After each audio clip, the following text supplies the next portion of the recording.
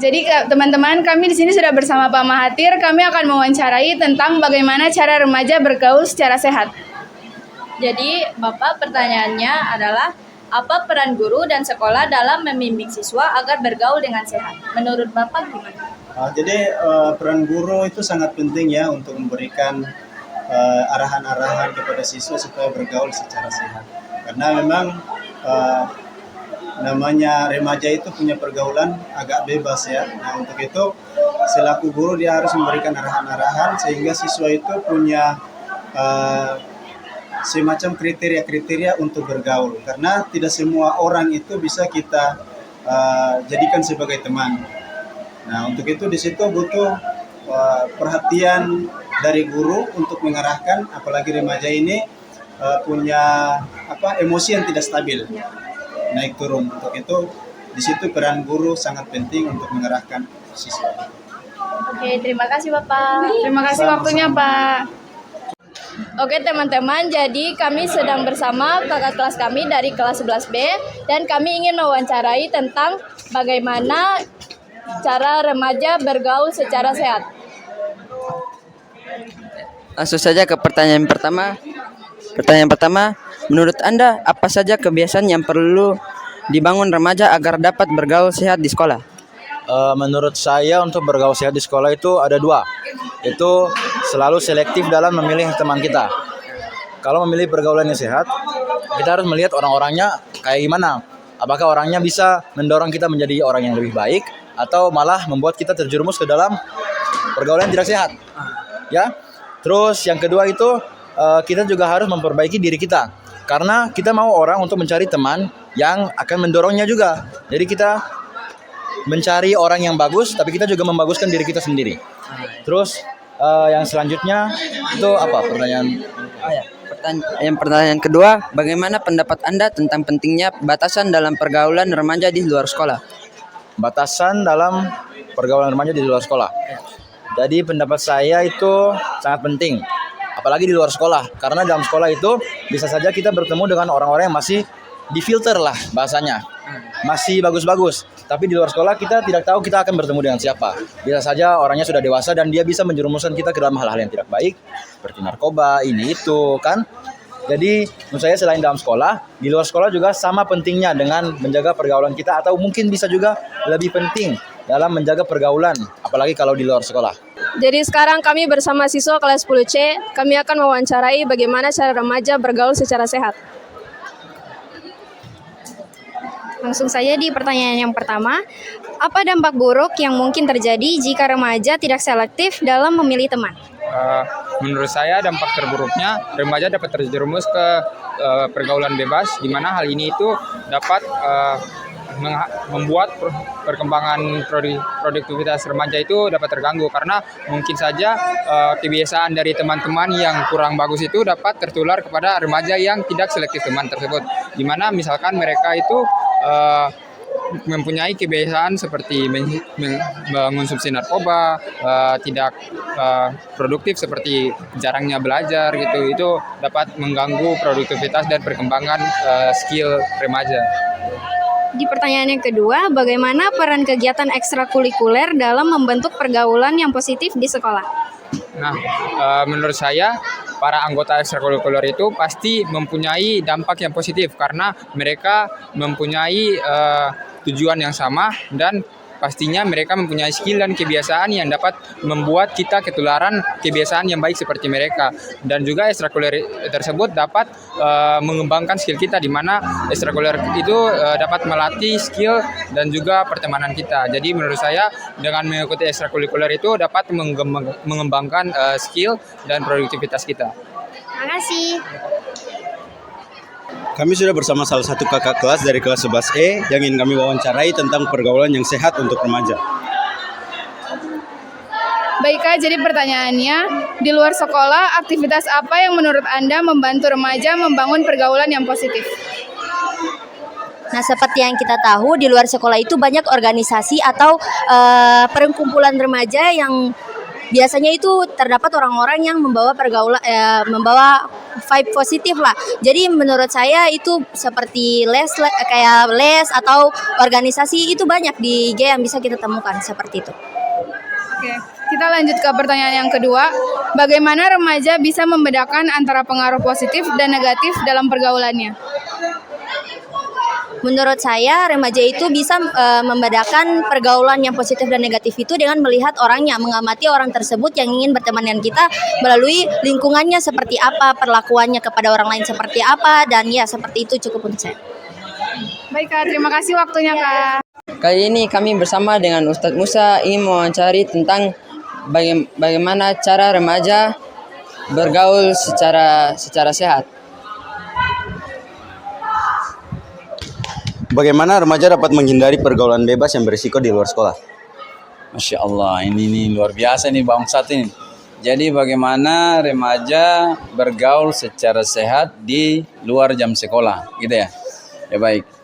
Remaja itu kalau Ustadz biasa mengistilahkan transisi dari masa anak-anak ke dewasa, toh? Dari anak-anak ke remaja kemudian ke dewasa. Jadi masa transisi itu remaja diistilahkan sebagai generasi yang label. Label itu kosong.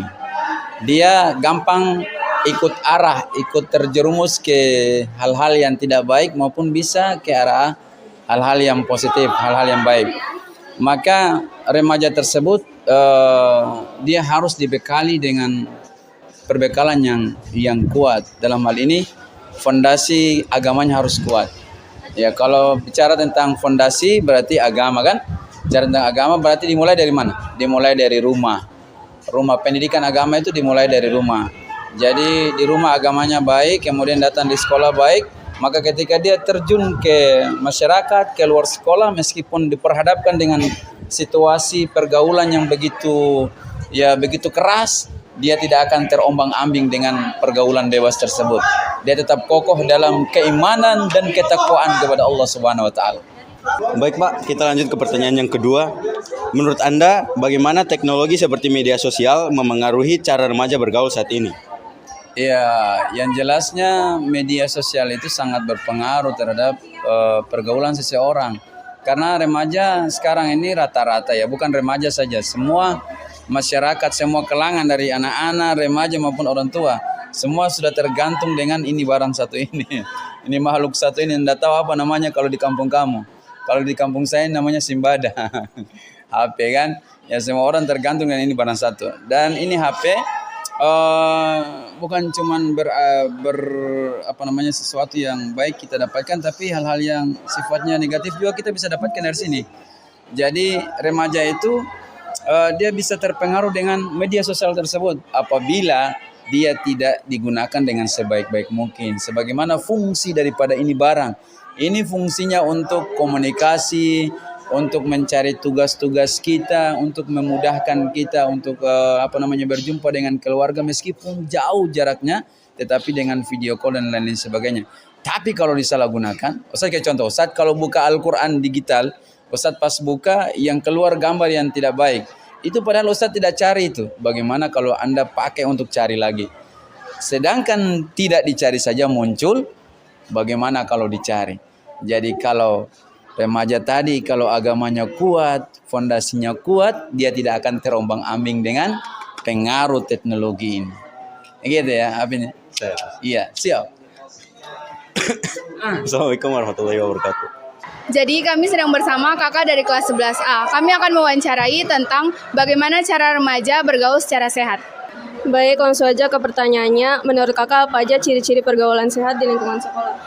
Salah satunya adalah mendukung dan melakukan kegiatan positif satu sama lain, karena menurut saya itu adalah hal terpenting. Dan salah satunya juga adalah saling mendukung, karena kalau tidak saling mendukung ya buat apa? Dan pasti ya itu aja sih. Oke. Yang kedua, bagaimana cara remaja memilih teman yang baik di luar sekolah?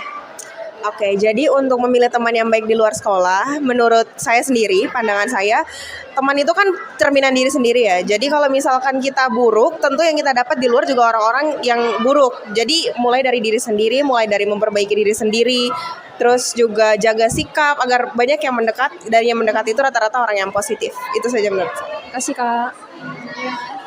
Oke teman-teman, jadi di sini kami sedang bersama salah satu guru SMA Negeri 8 Kota Ternate, yaitu Sensei, dan kami ingin mewawancarai tentang bagaimana cara remaja bergaul secara sehat.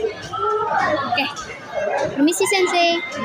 Apa saran Sensei untuk remaja agar tetap menjaga nilai-nilai diri saat bergaul di berbagai lingkungan? Terima kasih untuk pertanyaannya. Ini pertanyaannya luar biasa karena menyangkut dengan kehidupan sehari-hari ya. Remaja itu adalah salah satu bagian yang ada di dalam masyarakat yang jumlahnya banyak gitu ya, ada di rentan usia sekolah.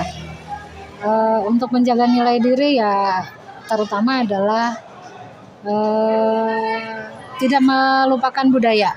Pertama, tidak melupakan budaya apa yang dari awal ditanamkan di Kota Ternate khususnya untuk hormat dengan orang tua ya, kemudian ucapan permisi, terima kasih yang kelihatannya kuno dan sepele tetapi sebenarnya punya nilai punya nilai tradisi dan juga punya nilai budaya yang luar biasa. Kemudian boleh mengikuti perkembangan zaman menjadi orang modern, manusia modern, tetapi yang terpenting adalah tetap menjaga norma yang sesuai dengan yang ada di Kota Ternate pada khususnya. Karena kita kota budaya, kota yang hidup bahwa bertetangga adalah keluarga terdekat, gitu ya. Jadi jangan sampai lupa dengan budaya, jangan sampai lupa dengan norma. Boleh hidup modern, sekali lagi boleh hidup secara, boleh mengikuti perkembangan zaman, silahkan. Itu ada di masa kamu, tetapi kembali lagi bahwa apa yang sudah ada di Kota Ternate itu tetap dijaga, dipelihara, biar kamu tidak kehilangan identitas. Terutama ini yang sekarang mulai jarang, terutama ada di sekolah, misalnya contohnya salam, membungkuk saat lewat dengan orang yang lebih tua, itu sudah mulai jarang. Padahal hal-hal seperti ini semestinya menjadi identitas, tidak boleh hilang. Karena kalau dia hilang, berarti perlahan-lahan kita tidak bisa menghargai nilai, tidak bisa menghargai budaya apa yang sebenarnya sudah diajarkan dari orang-orang terdahulu kita. Seperti itu. Terima kasih Sensei. Sama.